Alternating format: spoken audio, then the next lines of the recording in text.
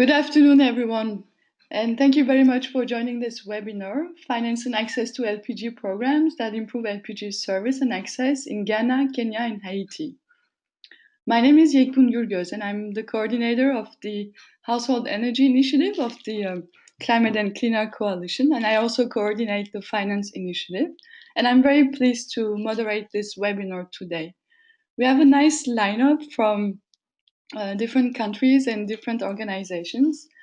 Jessica Alderman from Envirofit will be talking to their very innovative financing model. She's the Director of Communications and Public Relations.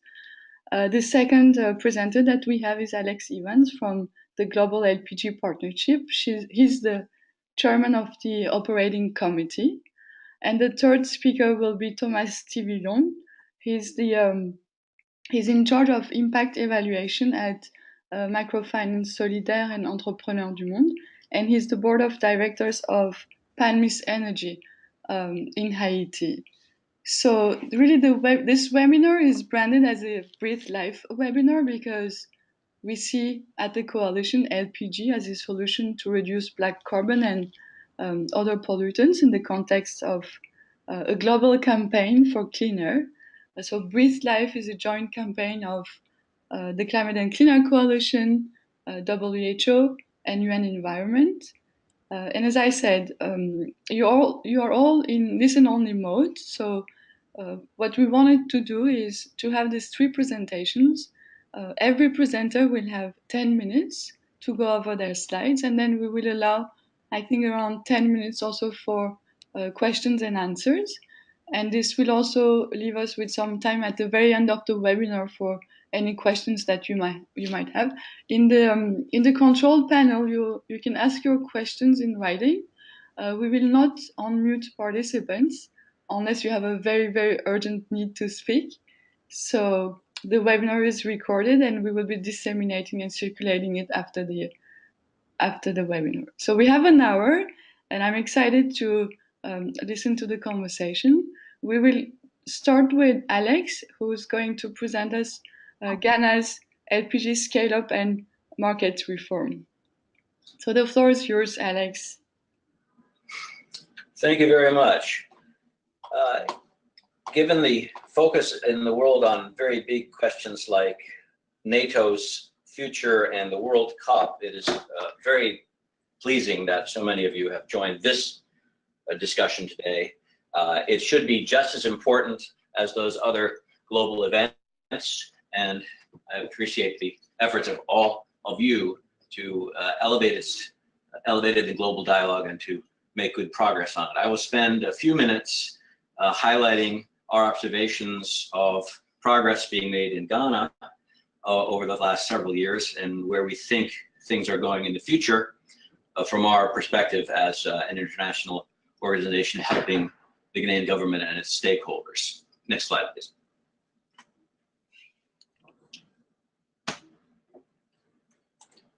Alex, you're the presenter, so you can just move around. Yeah, we're trying to figure that out now. Thank you.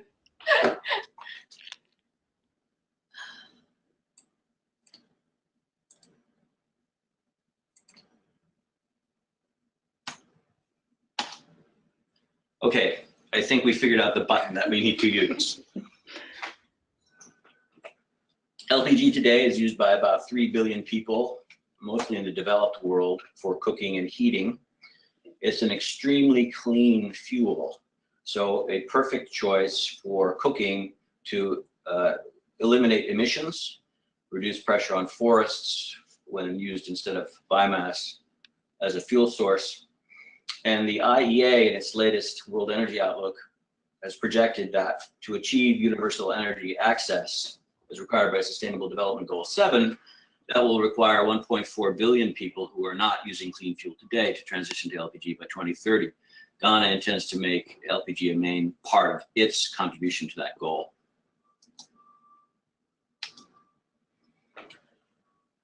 Most countries that have not yet achieved wide-scale use of LPG have common issues that they must address to achieve wide-scale use.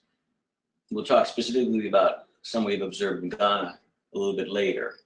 The general issues are that the enabling environment, as described in bullet number 1 on my slide, is not quite in place to allow a sustainable scale up to occur and financing to flow. Sometimes there's an issue of shortages, which are usually addressable if the first barrier is also addressed. There's also often a lack of flow of or access to capital and best practice knowledge to rapidly and safely expand infrastructure and distribution. And for poorer consumers, the upfront costs of LPG equipment are sometimes a barrier, even when the cost of LPG itself is not. And this applies both to urban and rural consumers. To address these issues or help countries do so, the Global LPG Partnership was formed under the UN Sustainable Energy for All initiative in 2012.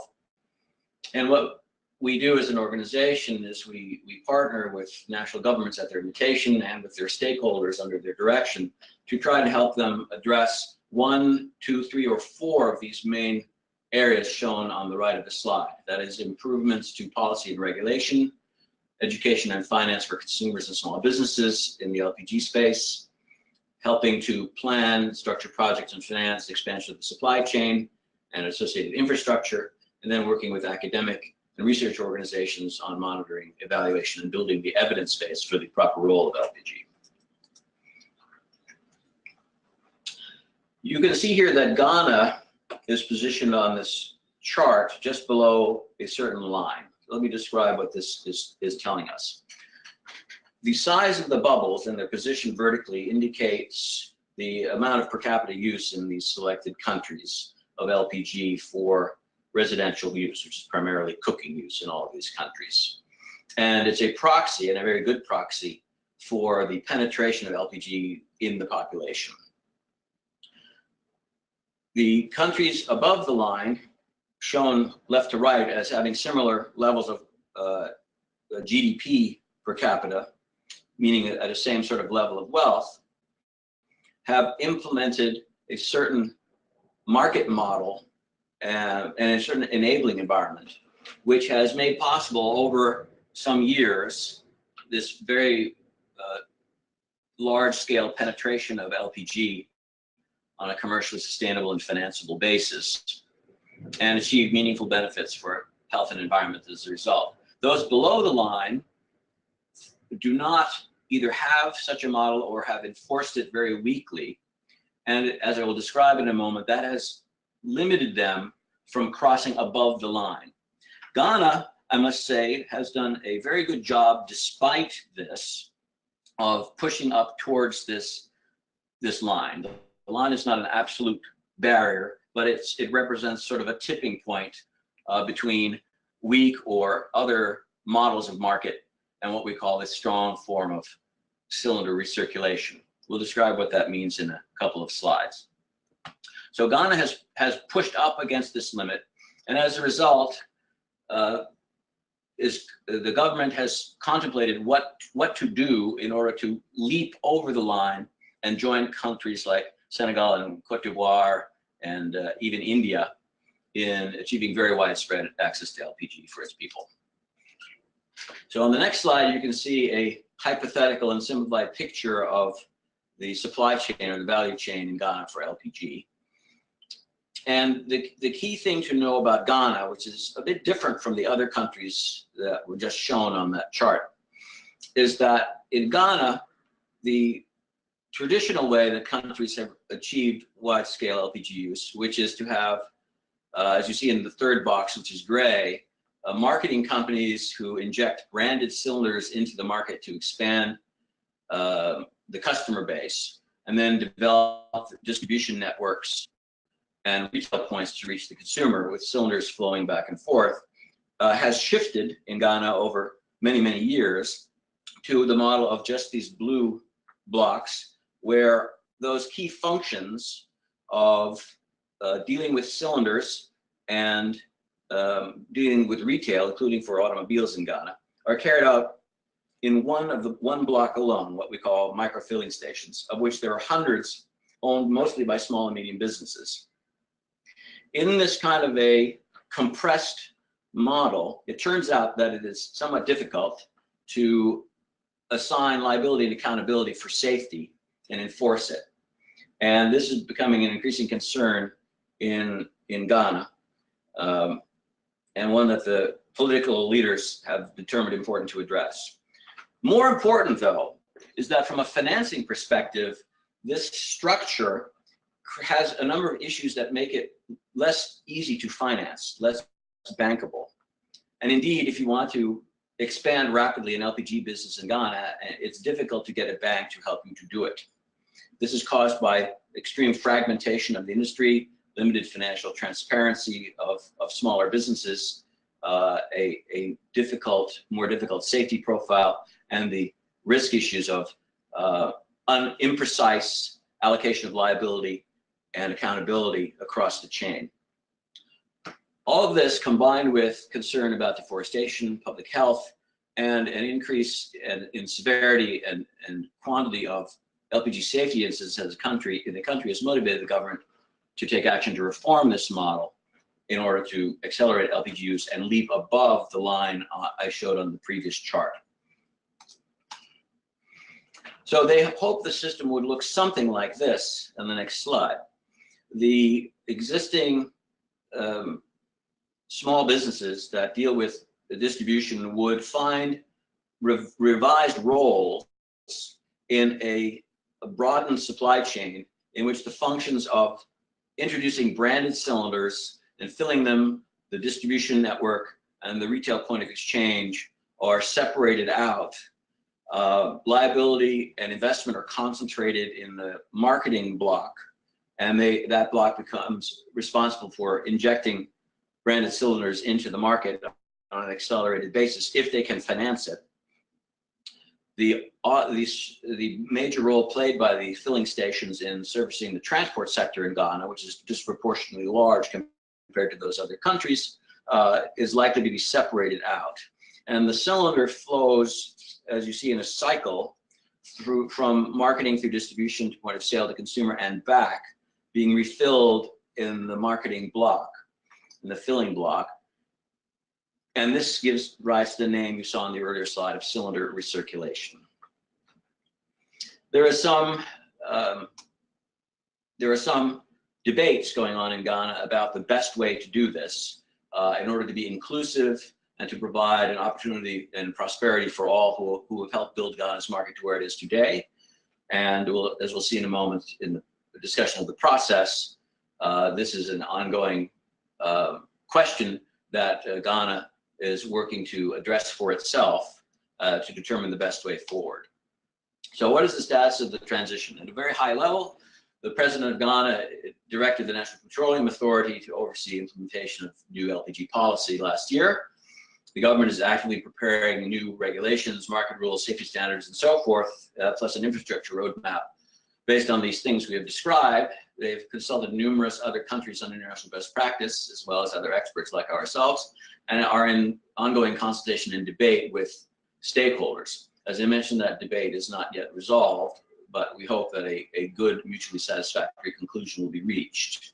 The objective of all of this is to have a Ghanaian plan for Ghanaians and their benefit, which will be led by the Ghanaian private sector and financed as much as possible within the Ghana financial sector, to expand the LPG market and supply chain to serve at least 50% of the population for cooking by 2030. And getting started on this as of early 2019 to the extent possible. Our role here is to provide assistance in this process. Some examples about the assistance we have provided. Back from 2012, at our founding, we assisted the government with developing its outline of LPG policy and assessing its market as to whether something should or should not change or be considered, and what to do to cross over that line on the earlier chart. With the revival of intense government action in 2017, we've provided additional assistance in the ways described here in the sub-bullets on this slide in areas of implementation, financial structuring, mobilization of capital to help Ghanaian companies. We anticipate for a little later in 2018 the launch in Ghana of a Ghanaian version of a microfinance program we have done successfully in other countries to help low-income households overcome that upfront cost barrier for equipment to use LPG, switching from solid fuels and kerosene. We're working with academic organizations and research organizations on Ghana's development and monitoring, evaluation and research programs around LPG and its impacts.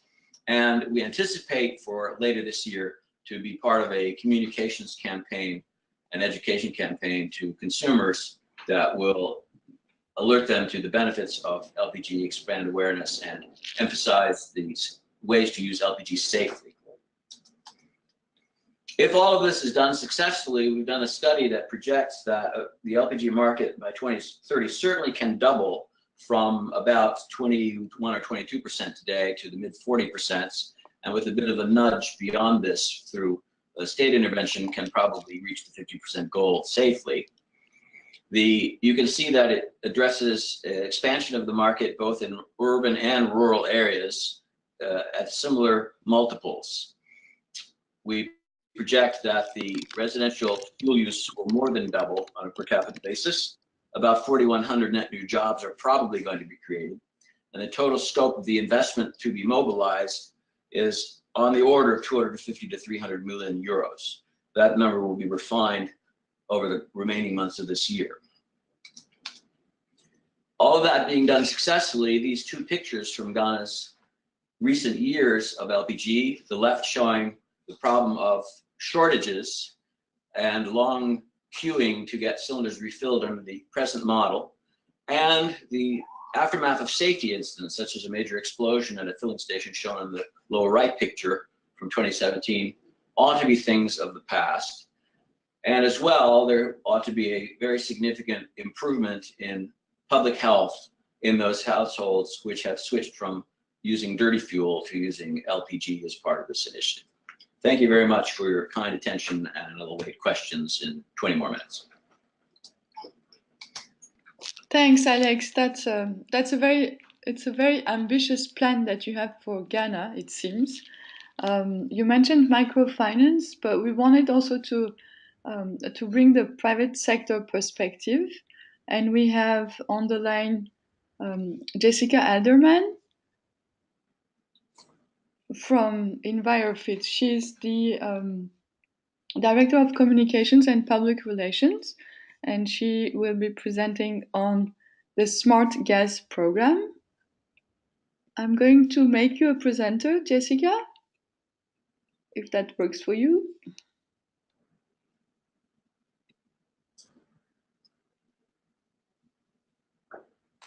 Hello. Yes. Can you hear me? Yeah. Oh, fantastic. Here we go.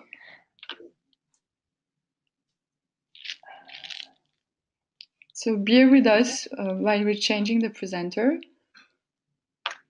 Show my screen. Oh, am I doing this right? So we can now see your screen, but I can see that it's the 24th slide. Okay, sorry about that. And I'm gonna play from start. Is that better? Perfect, thank you. Okay, fantastic. Okay, well, thank you guys for having me today. My name is Jessica. I'm the Director of Communications for Envirofit. I'm going to tell you a little bit about our SmartGas technology. Okay, whoops, is this in the way here? No, you can't see that, can you? Okay. All right, so I don't know how many of you currently cook with LPG in your home, but where I'm working, the majority of the people cook like this, like you see in the picture, over a smoky traditional fire using wood or charcoal. And they expose themselves to deadly smoke and toxic emissions, which kill about 4.3 million people every year, contributing to climate change and deforestation. And this is a huge global problem. There are currently 3 billion people around the world who cook over open fires. And with the increasing population, this number is growing. Oh, not changing slides. There we go. And this is where Envirofit comes in. So Envirofit is an industry-leading social enterprise that has pioneered a market for clean cooking across emerging markets all over the world. And Envirofit uses a business model that's focused on consumer-centered design to ensure products and services are accessible, affordable, and adoptable. And over the past 11 years, Envirofit has designed, developed, and delivered cooking products and services for families as they climb the energy ladder from wood to charcoal to LPG. And this has led to our global growth, where we've sold over 1.6 million cook stoves over the world, impacting more than 8 million people. However, with 3 billion people cooking over open fires, we still have a huge challenge to address, and it's going to take all of us in the industry working together to solve it. The global LPG community has a goal of helping 1 billion people transition from biomass cooking to LPG. And there are experts working on the supply chain, infrastructure, and policies to be able to bring LPG to people's homes. But then there's this question of, okay, well, how do we change cooking behavior? And this is where Envirofit comes in. So there's currently an existing market for LPG among charcoal users who are already paying for their cooking fuel. People who use charcoal can spend up to 30% of their annual income on cooking fuel. Here you can see in the picture, this woman, this is what 1 month of cooking fuel looks like. But this is not how people want to cook. What people want is the same luxury that you and I experience every single day, the speed and convenience of cooking with LPG. But in many places, there are limited options to access this in your home. Sometimes people walk miles or pay premium for transportation to refill their cylinder. And there's a reputation for mistrust that the cylinder is not full, and people often feel cheated on the amount that they pay for. Often there's a valid reason not to trust the distribution market in the developing world, because it's full of illegal refilling. And then finally, there's this cost perception where people associate modern cooking with high cost. But I'm going to touch upon this a little bit later.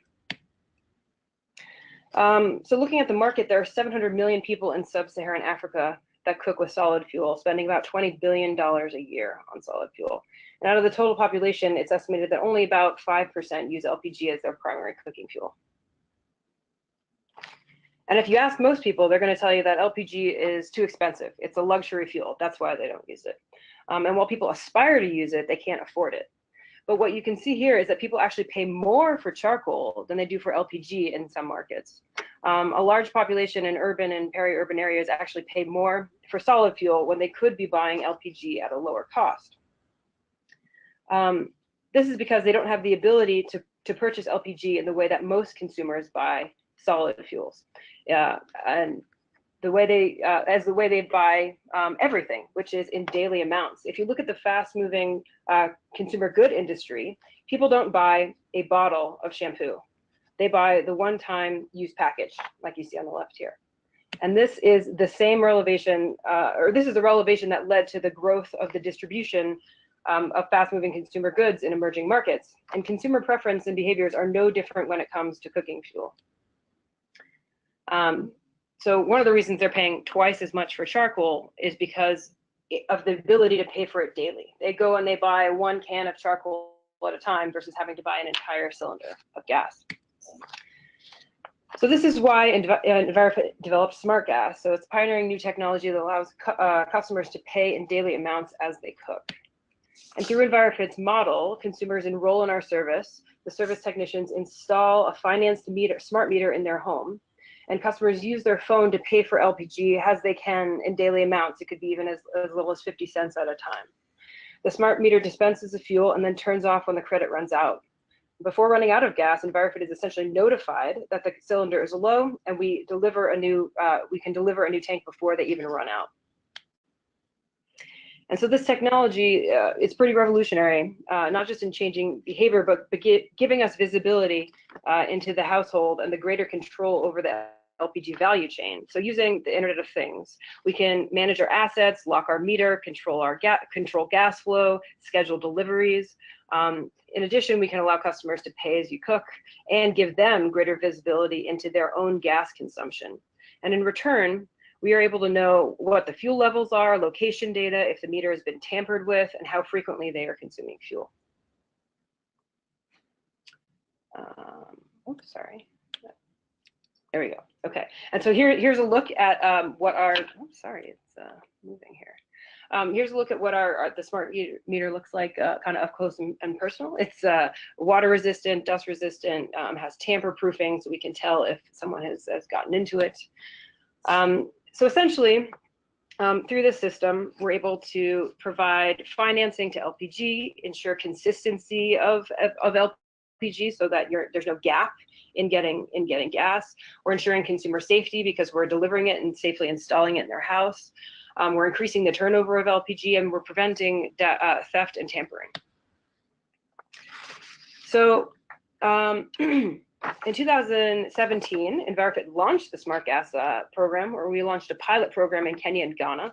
And the purpose of this pilot was to validate the market for the technology, determine the key target market for our launch, and understand the consumer value propositions, and finally design a scalable model for SmartGas.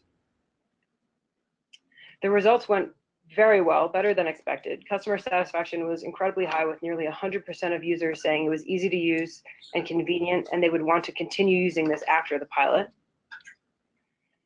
Customers absolutely loved the experience with SmartGas, with nearly all of the pilot customers saying it saved them time and it was worth the investment.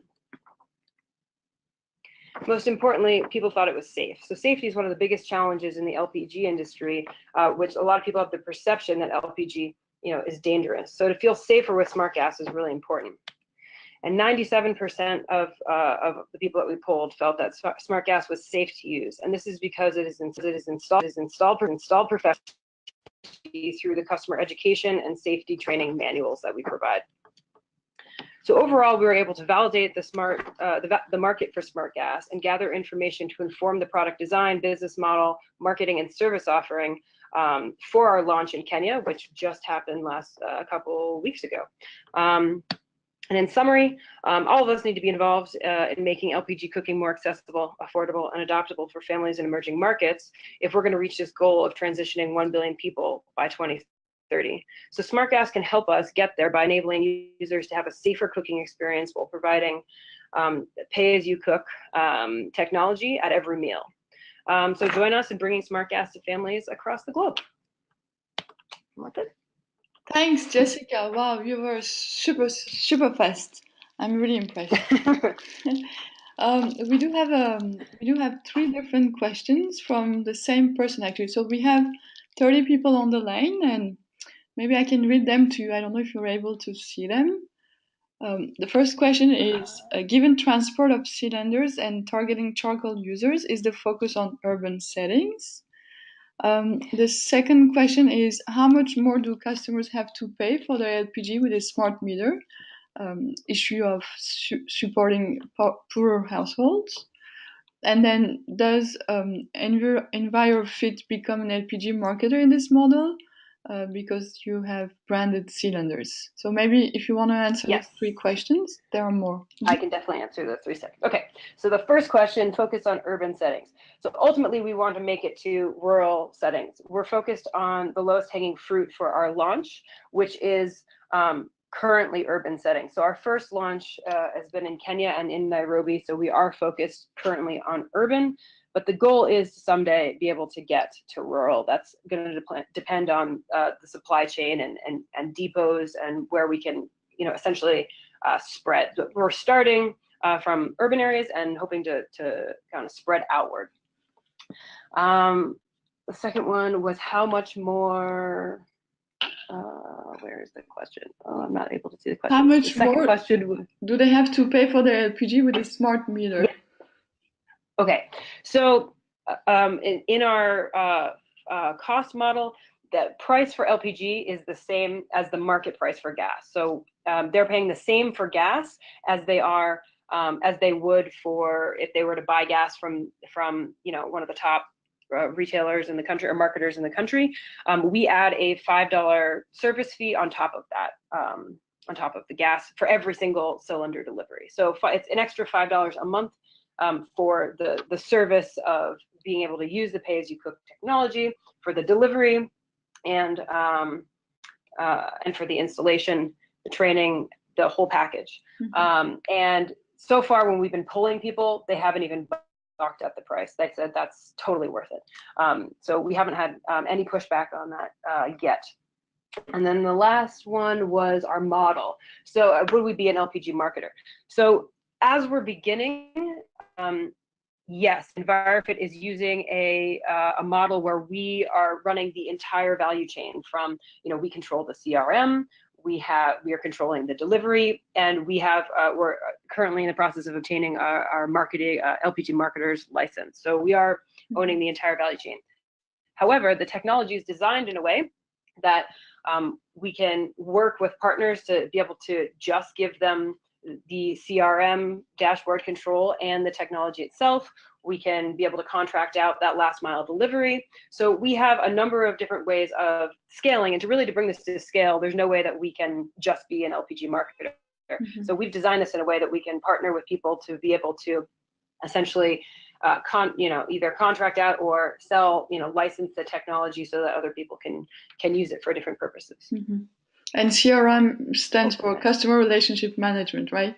Oh, I'm sorry. Yes, I'm sorry. So the CRM is the software and back-end technology that kind of runs the whole system. So it's what connects the smart valve to the data at your computer, so you can, monitor customers, see how they're doing, schedule deliveries, the whole package. So, okay, thank you. I see someone raised their hands. Let's try to take an audio question. So I'm unmuting Anvit Goyal. Are you able to speak, Anvit? Doesn't seem to work, but he's written also his question. So there are a couple of additional questions. One of them is from Elisa Puzzolo. How many people have been reached so far from SmartGas? She's asking. And how much the pay-as-you-cook technology costs and the full package? How many people so far? And I'm also reading Anvit's question. What about the upfront costs of the smart cylinders? Is that included in the daily usage fee that you charge? And where in Ghana was this study conducted? This is a question from Rebecca Dombo. Sorry if I'm misspelling the name. Okay. So how many people have we reached so far? In our pilot, we reached 300 people, and we just started in the last 2 weeks. We just launched, so we're just starting up in Kenya. I think we have, let's see, how many people right now? I think we have it installed in about 15 households, and we have, I don't know, a couple hundred people registered as prospects. So we're just getting going in the first 2 weeks, but already the demand is pretty exciting. Let's see, how much does it cost? Okay, so as I mentioned before, it's market price for gas plus a $5 service fee. And then just to sign up, we offer, because the technology itself for us costs, Envirofit, we have to develop the solution, and they're essentially leasing it for us. They never own the technology. If they can decide any day that they don't want to enroll in the service, and during the next installation, we can come and remove the technology. So unlike the pay-as-you-go sector where you're kind of renting to own, you never own this technology. You're kind of leasing it. And in terms of how much, so essentially Envirofit's taking that risk and putting this technology in your house. So to enroll in the program, we charge an enrollment fee of about $30. And then again, nobody has balked at that price yet. They think that is totally fine to be able to pay that. So there's an enrollment fee of $30, and then $5 for the service every single month on top of the market price for gas. And then where were we in Ghana? We were in Accra when we did our pilot. We have not expanded in Ghana at this time because this service model requires that we do LPG delivery, and the political environment in Ghana right now doesn't enable delivery. So we have not yet started in Ghana yet. We're kind of waiting to see. I know they're trying to change that. We're kind of waiting to see when that will change to be able to launch and expand in Ghana. Really. Thank you, Jessica. I'm conscious of the time, and I still want to hear from Thomas because they've done also an LPG dissemination work and an impact study in Haiti.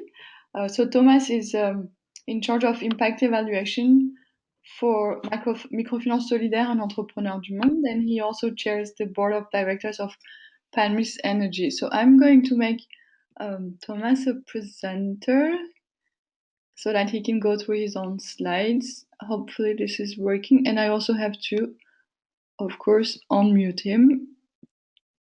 Hi, Thomas. Hello, Yegbun. Hi. Can you hear me well? Very well, thank you. And we can see your screen Great. as well. Amazing. So I'm just trying to move it to full screen. Just a minute. Okay, well, thanks for having me with you today. As you said, I'm going to talk about a project that takes place in Haiti. I'm representing French NGO Entrepreneurs du Monde, which is a microfinance and social entrepreneurship NGO. And I'm going to talk more about what happens to households after they transition to LPG, and more particularly from a cooking expenditure perspective. So I'm going to discuss the cost-benefit analysis of the transition to LPG in Haiti. Just a few words about the background and the country context. As you know, Haiti is a small country in the Caribbean on the western side of the island of Hispaniola. And it's a very poor country, obviously, where 3 out of 4 inhabitants live below the $2 per day poverty line. And household air pollution from cooking is a huge issue in the country, since 95% of households cook with wood or charcoal. And the reliance on charcoal in particular has led to a very significant deforestation issue in this country, and this is something which is quite broadly covered in the media. So we as EDM started working on access to energy, and more particularly access to LPG in that country in 2013, after the relief work from the 2010 earthquake left more space for development work. And we launched a social business which is called Palmis Energy, and which distributes clean cooking solutions to the last mile.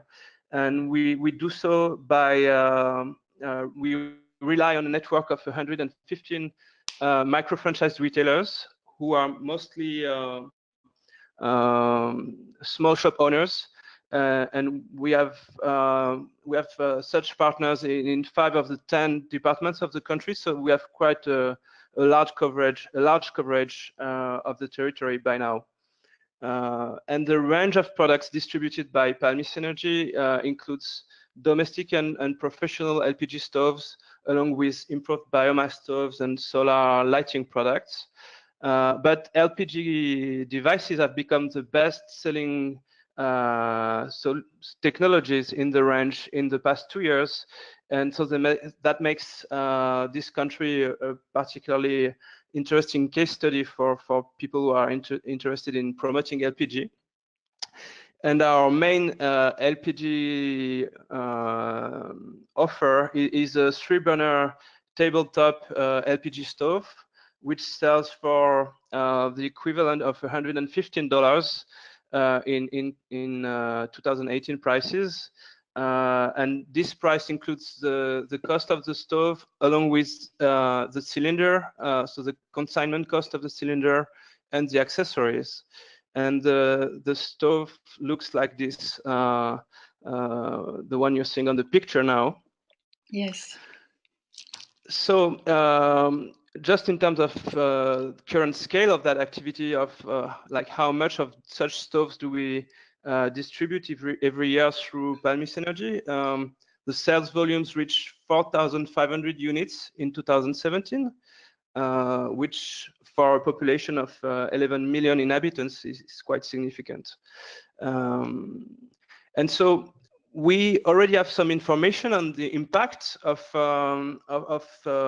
distributing such technologies from an environmental perspective, because we started working early on after the launch of Palmis Energy on the registration of a carbon finance project with the Gold Standard Foundation, and the project was registered in 2016, and we already have some monitoring studies which show that the greenhouse gas emission reductions achieved by a single household who switches to LPG are 8.7 tons of CO2 equivalent per year on average. So it's very large especially compared to what most carbon finance projects achieve when we look at clean cook stove based carbon finance projects. We have more of like greenhouse gas emission reductions between 1 and 2 tons per year. So in the case of LPG, the reductions are much more significant. I mean, much bigger, and that's for a large part because the efficiency of the stove, so the share of the energy which is transferred to the pot is very, very high. It's above 50% for a LPG stove. But so we know this about the environmental impacts, but we still get many questions from our investors and stakeholders about the socio-economic impacts, and especially there's a concern among stakeholders that switching to LPG is going to induce higher cooking expenditure for new LPG users. And we wanted to see if this was the case or not. And so we decided to use our carbon finance data to try to answer this question. And in our carbon finance studies, we have data on the six main municipalities of the Port-au-Prince metropolitan area.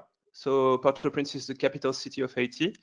And we cover a large share of this very big urban area with a sample of 280 households for the baseline, a representative sample of these 6 municipalities, and a smaller sample of 123 households for the clients of Palmis Energy, so the LPG users.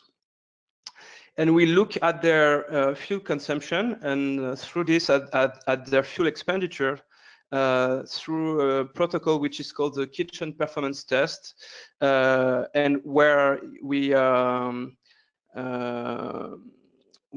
go in the households over a period of 6 days, at least during the baseline study, and 3 days in the project study, and we measure with a scale their daily fuel consumption. So this gives us fairly accurate estimations of the fuel consumption for a given week, and we try to be conservative and to look at the weeks during a period of the year where the consumption is likely to be lower.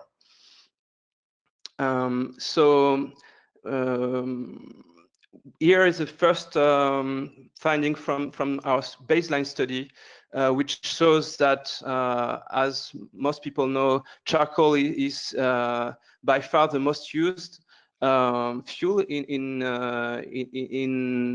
Port-au-Prince. Almost 90% of households cook with charcoal, and 80% of them use it on a daily basis. LPG is used, but only by a little bit more than 20% of households. Looking at the fuel consumptions in kilograms in the baseline group, so the households who represent the normal scenario in Port-au-Prince, the mean consumption of charcoal is 2.25 kilograms per day. Now, when we look at the households who switch to LPG, thanks to Palmis Energy's activities, the consumption of charcoal falls down to 390 grams per day on average per household, and the share of the consumption which was suppressed is replaced by about 500 grams of LPG consumption. So we try to, using this fuel consumption data, we try to estimate what the cost of cooking would be in the baseline scenario and in the project scenario, using price data that's provided by the National Statistics Agency of Haiti in their Consumer Price Index, which is published on a monthly basis, and we use inflation-adjusted prices with 2004 as a base year, We, in order to estimate the fuel consumption, the fuel expenditure of a household, we sum the cost of cooking with each of the three main fuels, leaving wood aside because the consumption is close to zero in both scenarios, and the wood can be collected, so it's hard to estimate the cost. But looking at kerosene, LPG, and charcoal, we sum the cost of cooking for each of these fuel, including the cost of amortization of the cooking appliance, and we get a yearly cost of cooking estimate for the households in each scenario, the baseline and the project.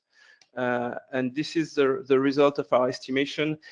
So in 2004 prices, we find that a household spends approximately 7,500 gourds per year on its cooking expenditure for all fuels if it's in the baseline scenario. But in the project scenario where people use LPG much more intensively, the average yearly fuel expenditure, yearly cooking expenditure, sorry, is just above 5,000 gourds per year. So there are savings which are in the proportion of approximately 30% of the cooking expenditure in the baseline. Just two more slides very quickly to tell you that one issue with this estimation is that the project households are self-selected, so they are not similar to the baseline households, and we are aware of that. So we need to do some kind of control to correct for this source of bias. What we do is that we do the same comparison of yearly cost of cooking expenditure, but we control for the amount of energy, of useful energy consumed by the households to make sure that the estimates are comparable in each scenario. And this reduces our savings estimates for LPG users to just below 1,000 gourds on their yearly cooking expenditure. And this is still 12% of the baseline cooking expenditure. So it shows that even with this conservative approach, it seems to be cheaper in the context of the urban areas of Port-au-Prince to cook with LPG than to cook only with charcoal. And that represents roughly 10 days of work paid at the minimum Haitian legal salary in terms of what these savings would be equivalent to. And I'm just going to conclude by saying that with this study, we hope that we've shown that the economics of transitioning to LPG could be to the advantage of the households who switch to LPG, at least in the areas where there's a lot of pressure on wood fuel resources, and so charcoal is very expensive, and that could bring that can create some incentive to switch to LPG, which can be further supported by giving support in the form of credits for LPG stoves or small discounts on the price of the appliance. Thank you very much. Thanks, Thomas. Thanks for the great presentation. So I'm going to make myself again a presenter so that I can share my screen. Here you go. Okay, perfect. So we do have actually a couple of more questions, but I'm wondering if Jessica is still on the line and she can take them because. Yes. Okay, excellent. Because most of them I think are addressed to Envirofit. There's a question from Alice and Frida from Kenya. Hi, by the way. They're asking if you have tried microfinancing the service. We at this point in time, we did not. I mean, we can partner with microfinance organizations to provide the service, but the technology in itself is a financing mechanism. So it doesn't necessarily need finance to be able to be put in people's houses. So when they sign up, when someone signs up for the service, you're paying the $30 deposit, and you can start using LPG immediately. Mm-hmm. So essentially, you are paying you are kind of paying with microfinance through the technology. So it doesn't necessarily require microfinance. That doesn't mean to say that microfinance companies, you know, wouldn't be a good partnership to be able to reach consumers. Thank you. Actually, it's a bit counterintuitive, right? That in some markets like Haiti, consumers pay more for charcoal than for LPG. To me, it's totally counterintuitive. But anyways, I think Thomas' presentation really made the case also for what Alex and you were saying. There are a couple of more questions, and I think we can run a little bit over time because we started with delay. So we can take a couple of more minutes maybe. Another question was if how will SmartGas ensure that their services reach poor communities without access to modern technology? How are we going to ensure that we reach poor communities? Yeah, that's the question. Yeah, so currently right now with our launch, we're targeting, you know, there are a number of different target markets. We decided from our pilot, the best market to start with were kind of people kind of on the fringe. So there are people who are using LPG, but not able to use it all the time. People who are stove stackers who are using, but they have access to LPG, but they're mostly using charcoal. And then you have charcoal users. And so kind of reaching those stove stackers is kind of, you know, which is one level up from the kind of, I'd say the most impoverished people who do not just have charcoal, is kind of typically the way that we've launched all of Envirofit, its products. So trying to go for that kind of level just above the base of the economic pyramid, because it kind of establishes the product as an aspirational product. It's, you know, being the iPhone of LPG, in which it's something that people want. And so that's when you do move into those target markets, it is something that people desire and want, and then realize that they are able to afford it. So we absolutely plan to work with the people at the lowest base of the economic pyramid who are using just charcoal in urban areas, and ultimately, you know, firewood users in rural areas.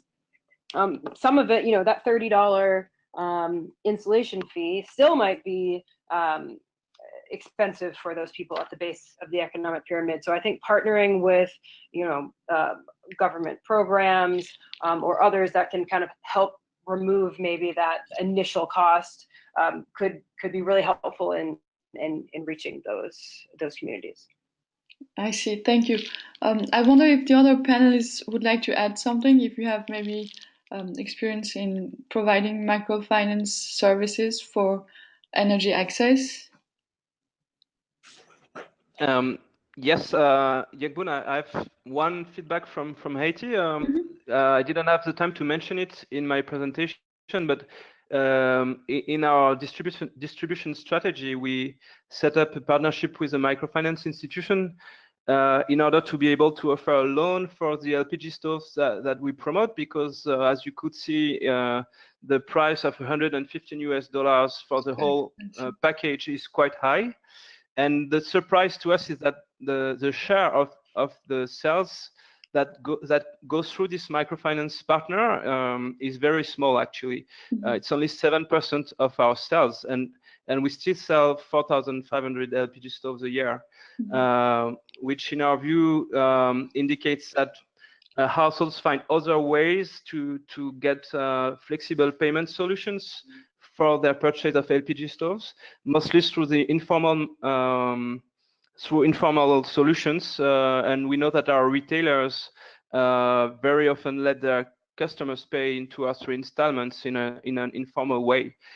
So we've seen that our customers are reluctant to enter in a relationship with a formal financial institution, and that instead they prefer to find more flexible solutions. And I think SmartGas is a way to kind of make this type of flexible solutions more efficient and more broadly accessible. Right. Alex, did you have a feedback? I would concur with what Thomas has said.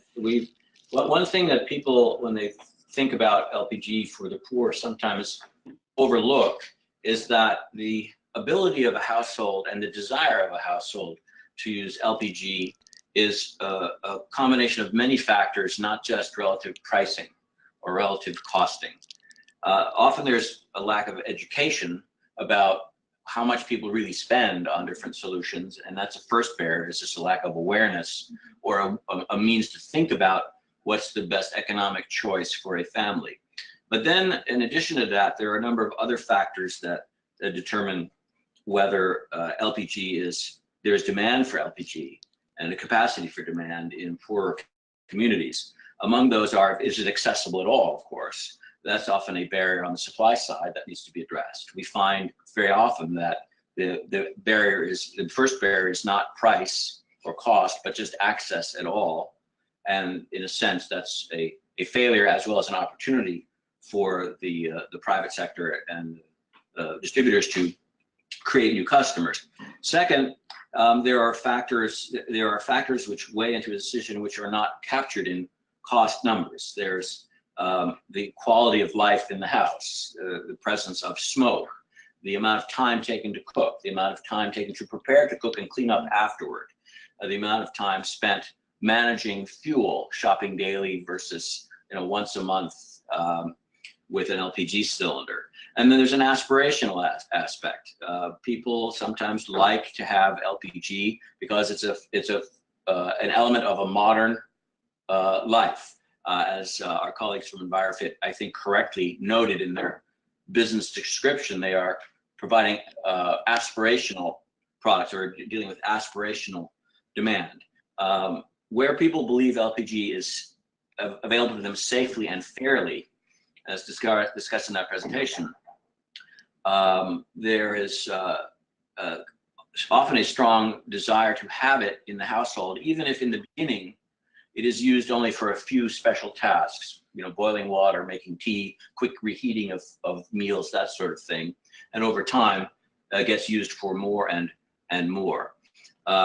We have observed in our own microfinance work, as a final point, that the first big barrier, once you take into account all these other factors, is among the poor is the equipment cost. Mm-hmm. The second barrier for those who are even more poor is the actual cost to cook, once you have gotten the equipment issue out of the way. And it is realistic that as you go into the further and further towards the very bottom of the economic period, it's no longer feasible for people to use, even if they get equipment on a finance basis or very inexpensively, to use LPG as a main cooking fuel. That is solved over time as incomes rise and the value of saved time turns into economic benefit for the household. So when the IEA, to tie this all together, said 1.4 billion ought to be on LPG and must be on LPG to reach universal cooking energy access by 2030, that still is 1.4 billion people on something else who, one day ought to be wealthy enough or have adequate incomes to move to LPG or something even better when it emerges. But in the meantime, as the Envirofit business model shows, there are products that are not at that level of cleanliness and modernity that are still appropriate for those consumers as a stepping stone. Yeah, so LPG as a transition fuel. Thank you very much. I think maybe I want to take the remaining questions, and maybe, because they're all addressed to Envirofit, so I would ask Jessica to please answer them in 2 minutes. And I also wanted to thank the Global LPG Partnership, because as we are talking, they're live tweeting, and I see that it's a very nice wrap up of all the discussions that are happening, and it's nice to also be able to follow the discussion afterwards. So for those of you who use a Twitter handle, you can check their page. You'll find very brief summary of what has been discussed during the webinar. So the remaining questions are: is the enrollment fee paid annually? How much does the household pay in total to access the services? And there's one last question about the model, if people are paying for the pay per cook or the delivery service. So Jessica, if you could just take 2-3 minutes to answer those questions, and then we can wrap up. Okay. They're all around payments, actually. So how much does the household pay? I know, sorry, I wish I could see them here. I'm trying to write them down. You can't see the Okay, so questions. what are they? Let me So make. the first one, how much are they, or the last one rather, how much are they paying for? And what are they paying for? I mean, really, it's you know, through Envirofit's business model, it's that initial sign-up fee, and then they're paying for through the pay-as-you-cook model. So every single month, they get, when they run out of gas, they just get the next one delivered, and there is no upfront cost to that delivery.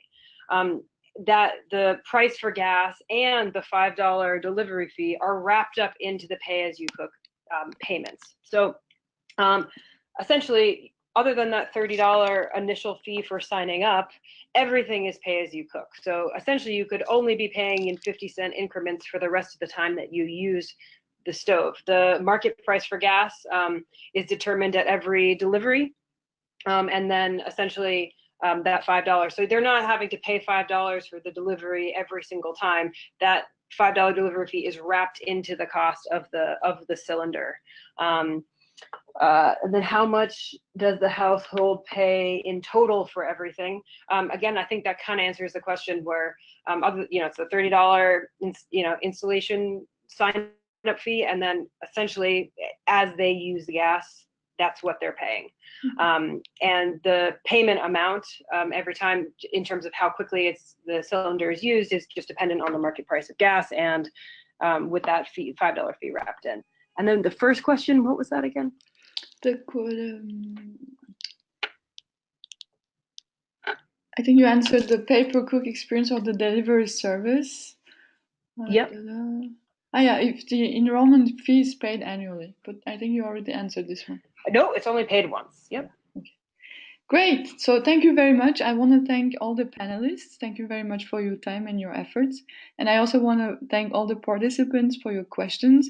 The webinar has been recorded and we'll be circulating it for you to be able to listen to it afterwards. Thanks again and have a good rest of your day. Bye-bye. Thank you. Bye. Thanks. Bye-bye.